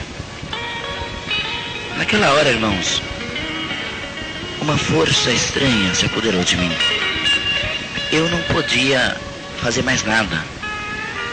Tinha algo com meu pai. Meu pai é muito corajoso. Como que ele diz, fala isso para mim e eu não posso revidar? Meu filho de santo chegou na janela e disse: pai, o centro está todo preparado. E daqui a um pouquinho começa a festa. E eu disse para ele: olha, vai embora, meu pai está aí até adivinhando meu pensamento. Eu não sei o que está acontecendo. Eu perdi o controle de tudo, vai embora, depois nós conversamos. Ele foi embora, de repente ele volta de novo e disse: olha, cancela lá o trabalho lá, diz que eu não posso e faz alguma coisa. Meu pai virou para mim e disse: Jorge, eu vou ficar na sua casa sexta, sábado e domingo, vou embora só na segunda. E eu queria tocar o meu pai, mas não podia fazer nada. Minha filha chamou o meu pai para o fundo de um quarto, onde eu trazia brinquedos e coisas para ela, e ela guardava ali. Ela disse: ô vô, vem aqui, e foi mostrar para o meu pai. E eu pensei: eu vou esperar uma chance de matar esse velho. Quando eles vinham subindo, eu me escondi atrás de uma coluna que dividia uma área da piscina e da entrada da casa. Eu levei a arma esperando aparecer na coluna. Mas para minha surpresa, antes do meu pai passar, passou um homem diferente. Um homem de branco, eu não via seu rosto. Mas quem é esse que está com meu pai? Eu me lembrei da mãe menininha. Ela me disse que alguém anda com os crentes. E eu pensei: essa pessoa aí está cuidando do meu pai, mas quem? Quem ele é? Meu pai entrou no banheiro da piscina e a minha filha entrou dentro de casa. E eu pensei: a hora que ele sair do banheiro eu atiro nele. De repente mexe a fechadura, eu levo a arma na porta. O homem sai primeiro. E eu pensei: não tem jeito, não tem como atirar nesse velho. Vou esperar uma chance. Meu pai foi embora só na segunda-feira. Tudo foi cancelado e não fizemos o trabalho. Mas quando foi na outra sexta-feira, tudo novamente. Os convites reformulados. Eu enganei a minha esposa a semana inteira, dizendo que era brincadeira, aquela história que eu tinha fingido na frente do meu pai. E ela sempre desconfiada: não, mas você ficou diferente, seu pai parece que dominou a situação. Eu falei: não, eu estava brincando. Fui mentir tudo novamente. Na outra sexta-feira, tudo combinado, tudo marcado, mesmo horário, 4 horas da tarde. A minha irmã chega em minha casa. Minha irmã ainda é mãe pequena de Umbanda. A minha irmã disse: Jorge, vamos montar um grande centro de magia negra. Por aqui não tem. Tem uns aí, mas é meio frágil, meio frajuta. Vamos montar um grande centro de magia negra? Eu disse: vamos. Vamos sim. E barracão? Aonde nós arruma? Ela me disse: olha, tem um senhor, amigo meu, ele vai vir em casa hoje. E ele tem um barracão e aluga pra gente. Eu disse: mas hoje é o dia da festa, você não pode faltar. Ela falou: não, eu venho, a festa não vai começar 11 horas, eu venho mais cedo. Eu falei: tá bom. Ela falou: faz o seguinte, vamos lá para casa, e aí você já conhece ele, você vê que você combina com ele. Eu disse: tá certo. Queridos, eu saí da minha casa, era 8 horas da noite. Eu passei no centro para ver como estavam as coisas. Tudo preparado. Tudo conforme o combinado. Minha esposa não sabia de nada, e nem minha filha. Eu somente falei que era uma festa para homenageá-las. Era festa para elas. Ao passar, em frente à escola Castinalta, Jardim Campineiro, São Marcos e Santa Mônica, a juventude da Assembleia de Deus, se uniram das três congregações e fizeram um grande congresso de jovem, justamente a abertura na sexta-feira. Eu passei em frente à escola 8h10 aproximadamente. A minha filha pediu pipoca. Pai, compra pipoca para mim. Eu disse, tudo bem. Vendo a movimentação, parei, desci, eu e a minha esposa. O moço estava fritando as pipocas. Ele falou, vai sair umas quentinhas, espera um pouquinho aí. Nisso, eu ouvi dentro daquele colégio o hino 36 da harpa, da linda Pátria Estou. As vozes se encaixavam. Que coisa bonita, eu comecei a dizer para minha esposa. Como eles ensaiam, como eles cantam bem. Poxa vida, que bonito. Senti alguma coisa, paz. Nunca tinha sentido isso. Era gostoso ouvir eles. A minha esposa me disse, Jorge, esse pessoal aí é da igreja do seu pai. Esse pessoal aí são da religião do seu pai. Eu levei um susto, porque eu sabia que agora eles eram meu inimigo. Não, então são inimigo meu. Eu não gosto desse povo, vambora. E apressei o moço que estava fritando as pipocas. E ele rapidamente fritou ali, e nisso chegou o porteiro que estava trabalhando ali. Aquele irmão conhecia o meu pai. E ele disse, tudo bem, Jorge? Eu disse, tudo bem. E o seu pai? Eu disse, meu pai está bem. Esteve aqui a semana passada, mas já foi embora. E ele começou a conversar comigo e eu querendo ir embora. De repente, ele me liberou e eu saí. Irmãos, eu andei cerca de 150 metros, não mais do que isso. Eu fui obrigado a parar, porque tinha uma nuvem na minha frente. Aquela nuvem, uma fumaça. Eu levei a minha mão naquela fumaça. E ao levar a minha mão, era uma fumaça ali. Eu disse para minha esposa, Lia, você está vendo alguma coisa aqui? Ela disse, não. Virei para minha filha e disse, Gi, você está vendo alguma coisa?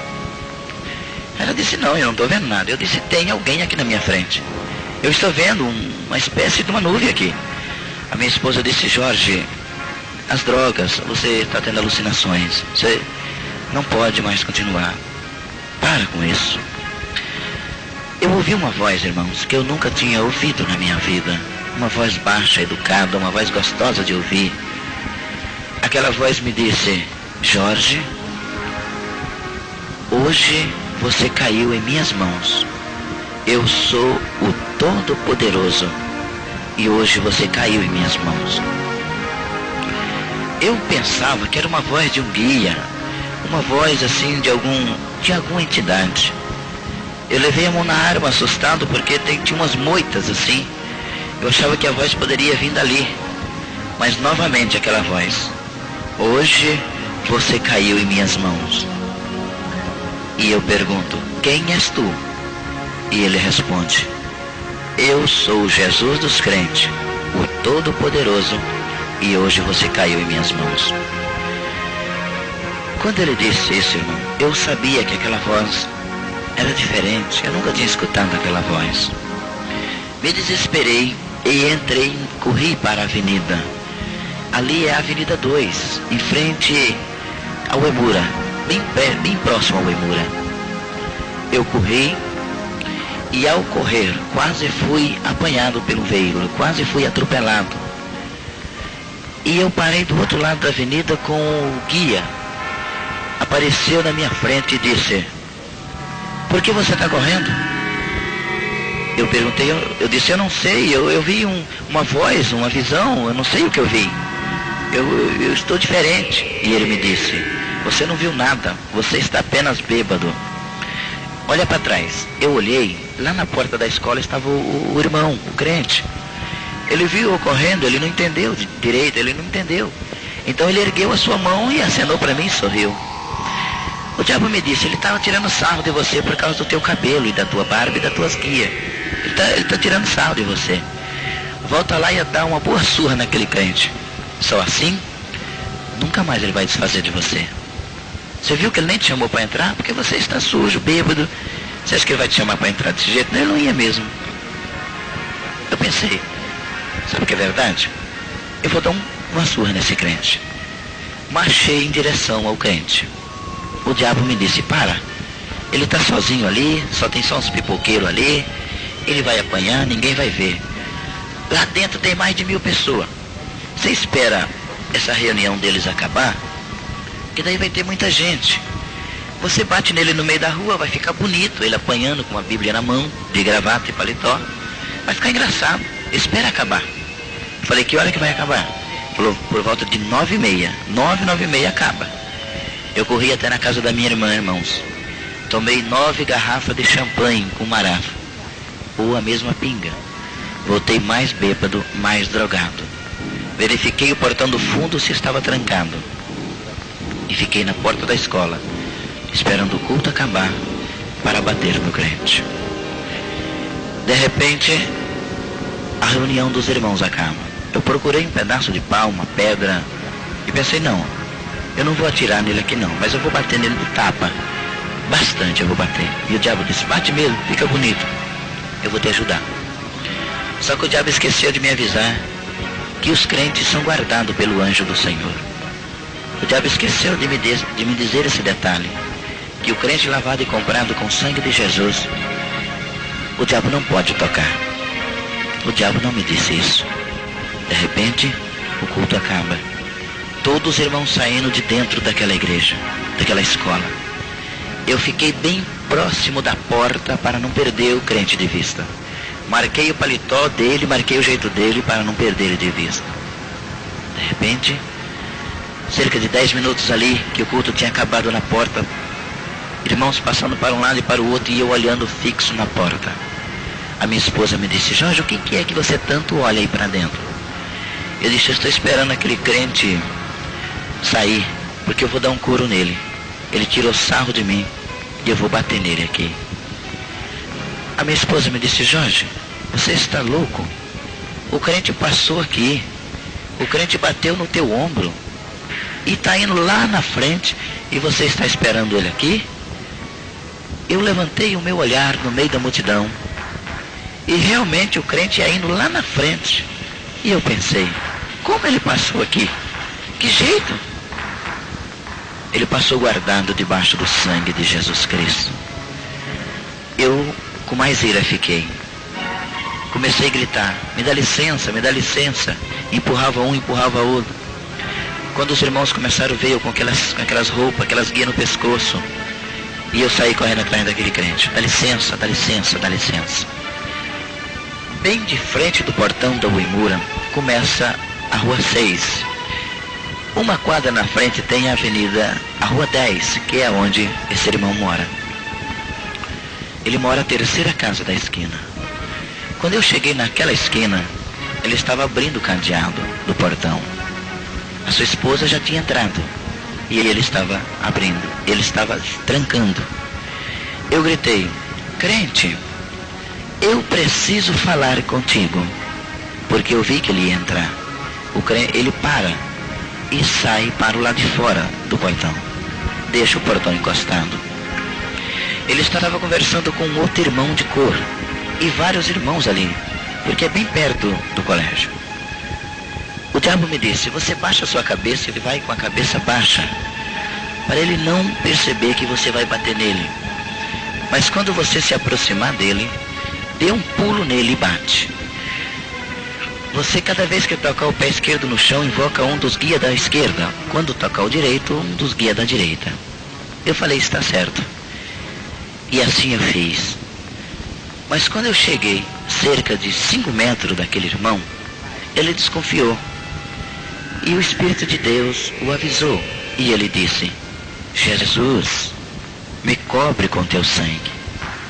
Eu sabia que os crentes tinham uma arma, a qual eu tinha que respeitar, porque mãe menininha me disse isso. Eu dou um pulo em direção àquele crente e levo a minha mão para pegar no pescoço dele. Eu abro meus olhos porque errei o meu braço. Meu braço passou vazio. Quando eu abri os olhos novamente, eu estava em cima daquele crente, cerca de 1 metro. Ele gritou novamente: teu sangue tem poder, Jesus. Fração de segundo, aquele homem se transforma em uma tremenda bola de fogo. Eu brequei dentro daquela bola de fogo. Dei um salto para trás e levei uma tremenda pancada em minha cabeça. Desceu 2 riscos brancos do céu numa tremenda velocidade que eu não sei explicar para os irmãos. Levei aquela pancada na cabeça e caí. Eu caí de bruço.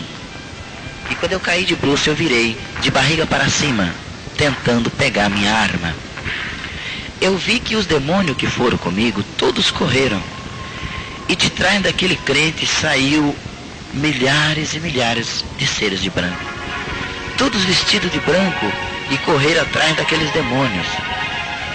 E eu fiquei sozinho ali. E eu gritei, volta, vem cá, me ajude. Mas eles não voltaram. Uns seres de branco muito velozes. Eu vi os riscos. Sabia que era parecendo uma pessoa muito rápida. Voava rapidamente de um lado, de uma extremidade para a outra, em volta daquela bola de fogo. E de repente aquele irmão se transforma nele novamente. E ele fala, amigo, o que está acontecendo contigo? Quem é você? E eu disse para ele, o crente, o que eu tenho que fazer para ser igual ao Senhor? Alguém te defendeu. E esse alguém tem mais poder do que eu. O que eu preciso fazer para ser igual ao Senhor? Aquele crente agora começa a chorar e me diz, é só você aceitar Jesus como seu Salvador. A única coisa que você tem que fazer é aceitar Jesus. Eu disse, eu quero. Vários irmãos ali, dando glórias a Deus, vários irmãos ali chegaram naquele momento. Alguém foi correndo, chamaram o pastor. Me levaram para a área da casa daquele irmão. E ao chegar ali, eles fizeram uma oração. Aquele irmão levou a mão sobre minha cabeça e disse, Jesus, pelo poder do seu sangue liberta essa vida. Quando ele disse isso, todas as guias se arrancaram, quebraram, voaram de cima de mim. Os anéis que eu tinha no dedo, todos saíram. As correntes em minha perna esquerda, todas saíram. Todas as guias quebraram. O símbolo da minha roupa que eu tinha de Oxóssi arrancou. Ele pega em meu braço e me levanta daquela oração. Eu agora era outro homem. Eu andava para lá e para cá na área daquele irmão e dizia, olha, eu estou diferente, eu parece que eu estou leve. Foi tirado de cima de mim um peso. E ele me dizia, Jesus te libertou, irmão. Você agora é liberto pelo sangue de Jesus. Esqueci que naquela noite tinha que fazer um trabalho contra minha esposa. Eu esqueci disso. Fiquei até perto das 2 horas da manhã, eles me falando de Jesus, me ensinando hinos de louvores. Agora, vamos. Eu disse, vamos. Mas e quando nós chegar em casa? O diabo vai pegar o Jorge, vai quebrar tudo lá. O que vai acontecer lá? O irmão Geraldo disse, não vai acontecer nada com ele, porque eu vou ensinar uma arma. O diabo não vai mais te pegar. É só, irmão Jorge, você gritar pelo sangue de Jesus e o diabo não te toca mais. Eu fui embora para casa cantando um corinho que ele me ensinou naquela noite. O sangue de Jesus me lavou e me lavou. Eu cheguei em casa, irmãos. Eu coloquei a chave na porta para abrir. Deu-se um estouro. Quebrou todos os vidros. Fiquei coberto de caco de vidro, eu e a minha esposa. Eu dei um grito na hora e disse, Jesus, o crente falou que no teu sangue tem poder. Era a arma que ele tinha me ensinado. Não levei nenhum arranhão, nem eu, nem minha esposa e nem minha filha. Eu falei, Lia, você se cortou? Ela falou, não. Gislaine, você se cortou? Ela falou, não, pai, não me cortei. Eu disse, Lia, você sabe que eu estou começando a acreditar no Jesus dos crentes. Parece que ele tem poder mesmo. Nisso, entramos para dentro. Ela pegou uma vassoura para varrer os cacos de vidros. Quando eu escutei, descendo, vindo de direção à piscina, um barulho como um casco de um animal. Eu sabia, a Baluaê vinha chegando. A Baluaê vinha chegando, eu sabia disso. Minha esposa falou, e agora? Eu tirei a cabeça para o lado de fora da armação da porta, já sem vidro, e disse: Abaloaê, o crente falou que no sangue de Jesus dele tem poder. Eu vi quando o demônio parou, me deu uma coragem, eu saltei para o lado de fora e gritei: e tem poder mesmo o sangue do Jesus dos crentes. Eu percebi que aquele demônio correu, e eu comecei a gritar no quintal: tem poder o sangue do Jesus dos crentes. Entrei para dentro de casa e disse para minha esposa: irei queimar tudo isso aqui hoje, porque o Jesus dos crentes realmente tem poder. Ela falou: Jorge, deixa para amanhã, o pastor vai vir aqui e ele queima isso. Eu falei: não, eu vou queimar agora. Eu quero ser uma pessoa normal, eu quero ser uma pessoa igual aquele crente, então eu vou queimar agora. Ela falou: bom, você que sabe. Levei todas aquelas imundícias para o quintal, peguei um vidro de álcool, salpiquei em cima daquelas imagens. Quando eu fui tocar fogo, irmãos, a minha esposa deu um grito e me abraçou. Eu olhei para aquele monte de imagem e atrás vimos milhares e milhares de demônios, todos eles nus da cintura para cima. E ele me disse, os 3 que eu trabalhava: meu lugar é lá dentro, leva eu tudo para lá, senão eu te destruo. Quando ele disse isso, eu tinha trabalhado com eles 23 anos, eu sabia do poderio satânico deles. Então eu comecei a sentir o medo. A minha esposa deu um grito: Jorge! Quando ela gritou, eu olhei para ela. Ela disse: olha para trás. Que eu olhei, irmãos. Eu vi milhares e milhares de seres de branco, todos eles com as roupas bem branquinhas, todos eles uma faixa azul na frente. Que coisa linda! Aonde deveria ter umas casas, um prédio, não tinha.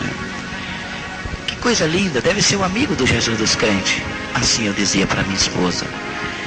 Nisso, irmãos, eu ouvi a minha esposa deu um outro grito. Eu disse: Jorge! Eu olho para o meu lado esquerdo, menos de 1 metro de mim e da minha esposa, tinha um varão, a roupa semelhante ao sol. Eu olhei, minhas vistas se encheram de lágrimas, minhas pernas desapareceram e eu ajoelhei. A minha esposa também se ajoelhou. As pedras, as terras ali, os sanitos, tudo se transformou numa mina de ouro. Tudo ali era uma mina de ouro. Eu pensei: eu quero ver o rosto desse homem. Deve ser o Jesus dos crentes. Levantei o meu olhar com muita dificuldade. A roupa daquele homem era como se fosse uma escama de peixe. De repente eu vejo uma parte lisa com um letreiro. Nunca vou esquecer na minha vida. Dizia assim, umas letras fáceis de ler: Senhor dos Exércitos. Dos Exércitos. Eu escutei a mesma frase da porta da escola, que me disse: agora tu és meu, queima no meu nome. Eu gritei para aqueles demônios e disse: olha, demônios, no nome dele, Senhor dos Exércitos, que eu vou queimar. Toquei fogo naquele monte de imagem. Dava cada estalo, voava a imagem de 1 metro de altura. Eu continuei ali, cerca de 15 minutos, ou um pouco mais. De repente a minha filha, que já estava deitada, gritou: pai, entra aqui. Eu, antes de entrar, eu percebi que aqueles seres de branco voaram em direção àqueles demônios. E teve ali uma tremenda guerra no fundo da nossa casa. Quando eu vi aquela guerra, eu vi que os demônios começaram a perder, que eles começaram a se recuar. Eu entro no quarto da minha filha disse: pai, ela estava em pé em cima da cama, ela disse: pai, tem um homem de branco perto do guarda-roupa. Eu apaguei a luz e realmente tinha um homem de branco. Eu disse: filha, é o Jesus dos crentes que está cuidando de nós, mas agora nós pertencemos a ele. Pode dormir, não tem nenhum problema. Ela estava cansada e deitou. Eu saí para fora e encontrei minha esposa entrando. Ela me disse: Jorge, o homem da roupa de fogo está lá ainda. Eu cheguei, ele não estava mais no chão, irmão, já estava bastante alto, por cima de umas casas, bastante alto, e já estava menor, e já dava para me ver muito bem, de costa, aquele varão. E ele me disse, eu me ajoelhei e disse, eu sei que tu és o Jesus dos crentes. Eu vou ficar com um monte de problema. Eu vou ficar com problema com a polícia, problema com a ação espírita. O que eu vou fazer? E ele me disse, eu agora cuido de você. Disse a minha paz. Naquela noite deitei e me adormeci. Naquela noite deitei e adormeci. Dormi como nunca tinha dormido antes. Acordei pelo meu filho de santo. Pelo meu filho de santo me acordando. Pai, o que aconteceu? O senhor não foi lá na festa? Todos ficaram preocupados. O que aconteceu? Eu disse, eu agora pertenço ao Jesus dos crentes. Eu me converti a ele. E os crentes falaram que o Jesus dele vai me dar felicidade. E eles falaram, pai, a associação espírita não vai gostar disso. Eu disse, o diabo ontem veio aqui, não gostou nada, mas o Jesus dos crentes me defendeu. Por isso eu vou ficar com o Jesus dos crentes. A partir daquele momento, o inferno inteiro revoltou-se contra mim. A associação espírita, os amigos, até mesmo os familiares, todos revoltaram. Todos eles. O que eu vou fazer? O Jesus dos crentes, ele continuou ao meu lado. Daquele dia para cá, os carros foram roubados. Os carros foram roubados. Todos os carros roubados da garagem. Minhas contas bloqueadas. Minhas contas bloqueadas. O inferno inteiro revoltou-se. Não fiquei com dinheiro nem para comprar pão para minha filha mais velha. Mas fiquei com Jesus dos crentes como meu amigo. Ele me deu felicidade. Me deu, 4 meses depois, uma casa linda. Está lá em Campinas ainda. Me deu um carro para eu sair por aí falando do seu amor. Me deu mais uma filha linda e escreveu o meu nome no livro da vida. Por isso, eu quero vos dizer, aos irmãos que me ouvem, o diabo não consegue tocar no crente. Ele respeita os crentes, porque o sangue de Jesus nos garante a vitória. Que Jesus em Cristo vos abençoe cada coração, hoje e para sempre. Amém.